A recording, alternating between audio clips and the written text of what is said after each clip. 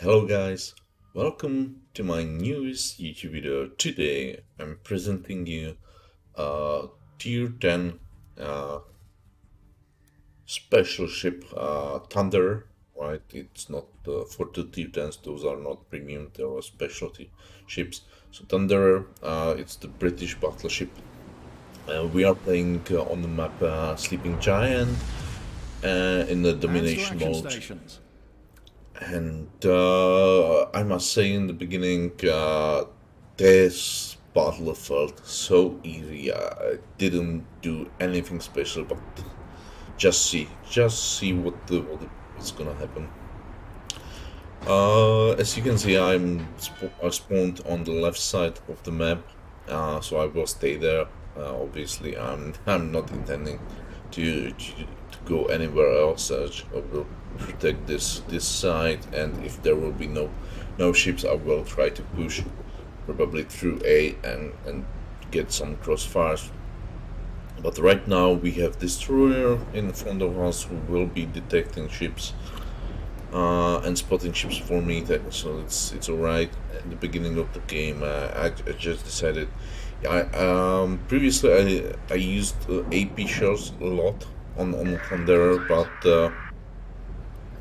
I decided, okay, let's have fun. Let's try to use as HE as much as possible, and don't take it wrong. The both type of shells on the Thunder are very strong, and Thunder has really huge chance on setting targets on fire. So those shells have seriously nasty punch. First salvo I missed on the Kremlin, and the Kremlin again, especially because he's angling against me. The only possible shots you should be shooting to deal serious damage to him are HE, right? So I shot at the Kremlin again, and at the same time the enemy Z was detected, so it was a little bit unfortunate. Otherwise, I would be targeting the Z, right? That's the thing you want to target. Arshima was trying to target him, but he failed, and the Z-46 actually was forced out of the smoke, or maybe not forced, but he made mistake, and that gave me opportunity to actually block him for 8,000 damage, right? And yeah, so that was really nice, and actually the Shima was able to finish him, so because me and also the Bismarck were able to focus him. I was quite surprised the Kremlin was shooting HE, and that was not expected. But because the Thunder has quite strong heal, I don't mind actually. The issue with the fire is that I'm now being doing the turn, and I'm detected because the fire kept me detected. So this was a risky position. This was a risky maneuver. It would be better if I actually put down the fire, because that make me undetected again, and then I could safely turn with no issues, right? But I decided, okay, let it burn. I don't care, and I will be waiting for the Kremlin to get detected by Arshima again, right? My Bismarck is actually pushing, which is very brave from him, and he's giving a lot of broadside, right, to the Kremlin. So I would be really careful about that. And I decided, okay, I don't want to stay too far behind, because the Kremlin is running away, and I on minimap I can see that there are two bombers pushing here, right? Pushing back to here. And as you can see, the fires are still ticking, right? I'm setting additional fire on the Kremlin. The Kremlin has uh, fast reloading gun, fast reloading damage guns, but he has limited number of damage guns. So setting fires on the Kremlin isn't that advantageous to me. even though I am forcing him to lose lose his damage points, but he can quickly put the fires down. So I'm now, because the Kremlin is like 20 kilometers away and the Pomerans are still pushing. I'm now trying to focus the Pomerans, because the Holland was detected. So I just tried to send one salvo towards the Holland, and fortunately or unfortunately, I don't know what to say, our Shima was able to kill the Holland with torps, but also the Holland was able to kill the Shima. So now I'm actually here alone, right? Against two Pommers, which are quite aggressive and trying to push, and the Kremlin, which is running away. But I suppose because the Shima died, he will turn back in, and he will start chasing me, right? So now these guys, these two Pommers are in division, and I'm trying to start farming them because it's very they have very inaccurate guns, so I am not scared giving even a lot of broadsides to them just to shoot all my guns, and I'm shooting the one who is actually detected. And as you can see, I already received like I did more than 110,000 damage, and I already achieved a wither achievement, received the wither achievement, and now I'm focusing the lower Pommern because the dead Pommern was basically he was not able to deal much damage, maybe like 10, 12,000 damage in this game to me. Now he did a lot more, so maybe 20,000, and he's just like burning. I basically killed him with my fires, just with my fires, because I start the double fire on him and he damage con, and I was able to get additional free fires on him. So now he's trying to heal up. I noticed that, so I will be focusing the low HP Puma, right? Again, I know he's reversing.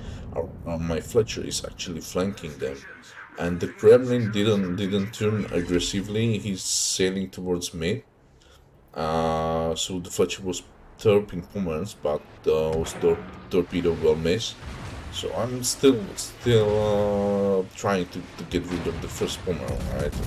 So first salvo I sent to him.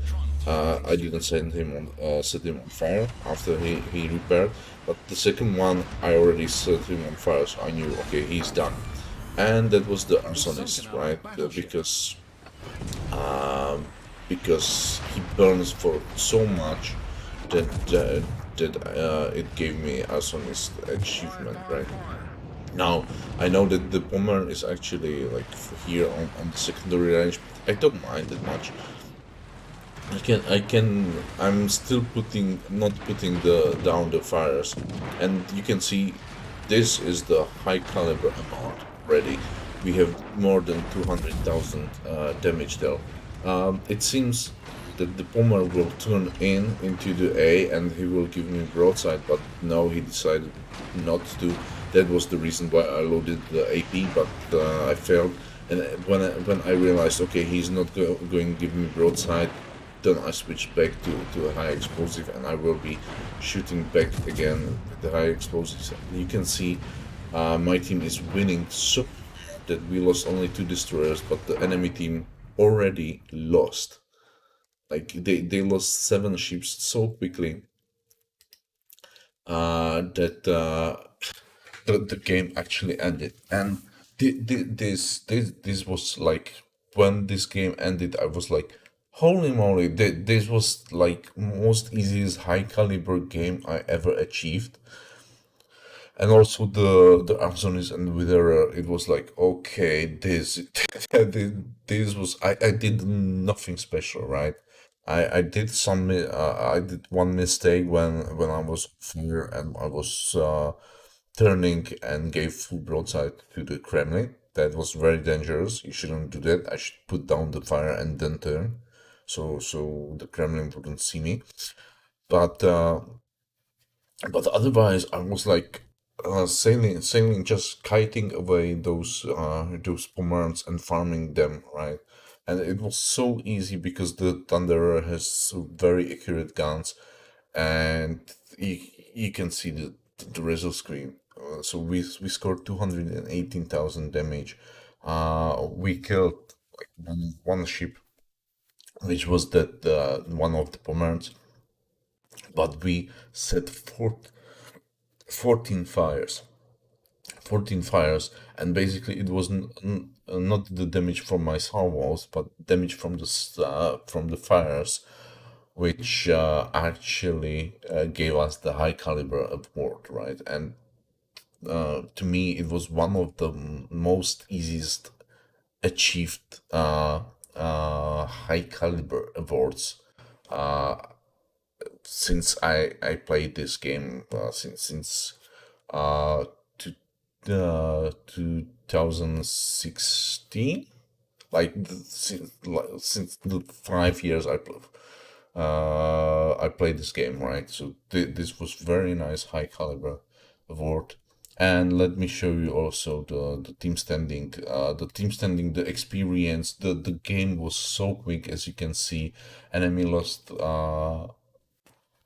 7 ships so quickly that basically we reduced their score to 0 so quickly that and we lost only Kleber and the Shima, which was my flank. And so therefore you can see that the base experience was really low. I was around 1680 80 points on a base experience. So this was not one of the high experience games, but uh, uh, you can have these games quite often, I would say, when one team is absolutely wrecking the other one. And this time I was fortunate to be on the winning side. So this is all from the result screen, and as usual, I will show you as last my belt on the Thunderer. Okay, guys, here is my Thunderer in the port, and let's go quick directly to equipment tab. So upgrades. In the first slot, main armor modifications, so you are not losing the main guns. In the second slot, damage gun, you are not losing the engine or the radars, so there is no point. The third slot, definitely accuracy for the main guns, definitely accuracy mod, so aiming system modification 1. Fourth slot, again, damage gun, you don't need these, you don't need propulsion, you don't need steering. That's more likely for cruisers which need maneuver on destroyers. So damage control system modification 2 to decrease the time of the how long the fires and flooding lasts on you. So damage con. And fifth slot, concealment. The British ships has very good concealment, base concealment. So with the concealment skill on the captain and the concealment mod upgrade on the ship, you have base detectability rate range 13.7 kilometers. So definitely you can use that. You can get close, fight with the enemy, and then disengage, disappear, heal up, and then re-engage. That's the typical play. That's how Conqueror plays, or how should be Conqueror played, right? Because he has even better heal. The Thunder has the Conqueror. We can call it super heal, but on Thunder, it's in comparison to other ships, it's still very strong heal, stronger than any other battleship, but except the kinds of line and the Conqueror. And in the last slot, main battery modification free for fast reload. And in regards to the captain skill, I'm building the Conqueror as a tanky ship, right? And I noticed that actually I don't have even concealment will be better because I don't have the 10-point captain. So sorry, I was misleading. Not the 10-point captain, but I have 14-point captain, but I didn't go concealment expert first. I went for the fire prevention, most likely because I was planning to play the Thunderer in the ranked battles. So I wanted to actually uh, have better survivability. Okay, that was interesting. It's quite surprising. Usually, I value concealment a lot more. But in regards to the skills, well, in the first one, I went for gun feeder. You can go even for the emergency repair specialist, but I went for gun feeder because the Thunderer, uh, with the Thunderer, you want to swap. You saw that if you will be shooting high explosive, like I did basically this game, you will deal a lot of damage. But there are some times when you want to blab, for example, cruisers which are giving you broadside. So you want to shoot, for example, or even battleship which are giving you broadside. You want to swap to AP. Therefore, quicker swapping between the shells is the skill I would prefer as of taking as the first. The second skill, grease the gears. So of course, you will take this one because you want your turrets to turn faster. And as the third skill is the adrenaline rush. Uh, when you lose some hit points, your damage per minute will increase, right? So you will reload faster. And the fourth skill, I'm currently on basically on all battleships as the fourth skill. I always taking Deadeye. Basically, taking Deadeye even on the secondary builded battleships. I take Deadeye and then I continue building the secondaries. So with 10-point captain, I always take Deadeye. And as you can see, you can go for the concealment to have better concealment, but this time I went for the fire prevention, so I'm a little bit more tanky. I cannot be set, or there can't be set 4 fires on me, only 3, so the number of fires on me is reduced, and there's 10% less chance to catch fires, right? So this is the 14-point skill. Then 18-point skill will be concealment expert because I want concealment, and then I will have like 3 points. With the 3 points, remaining 3 points, I most likely will go for priority target, which will show me how many ships is targeting me, and it helps even with when you are chased by the destroyer, and it helps you to sometimes see when he's swapping from the gun view to torpedo view, and launching when he's launching torpedoes, it can show you because the number goes down and up back again when he launched long torpedoes, and then he's in the again in the gun view, right, when he's targeting you with the main armament. So this is quite helpful. And the last point will go for the emergency repair specialist. So I have faster reloaded damage guns and faster reloaded repair party consumables. Uh, you don't need. Yeah, IFH is not. That would be waste. Yeah, vigilance now. This skill was useless last in the previous patches. even before rework, captain skill rework, so it's still useless. AA gunner now. You have decent AAs. You have even defensive AA fire, right?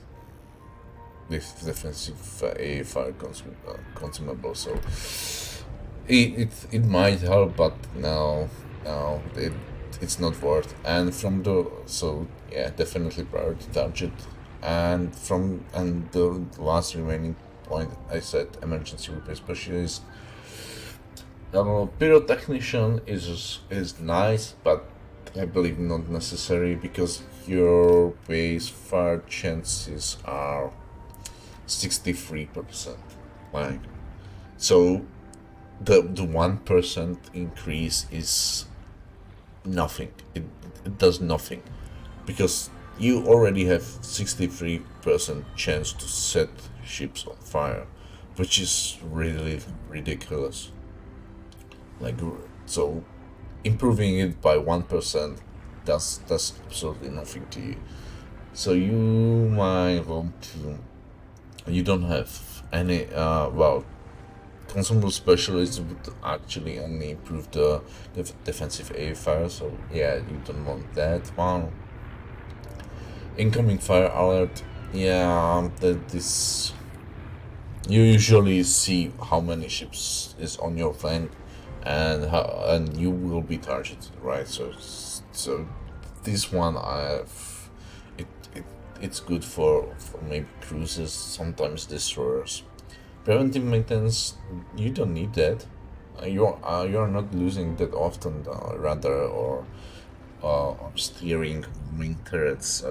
This is something like, yeah, you don't need that. So definitely emergency repair specialist will be the last skill, right? So this one, gun feeder, breathing gears, adrenaline rush, dead eye, fire prevention expert, concealment expert, priority target, and emergency repair specialist.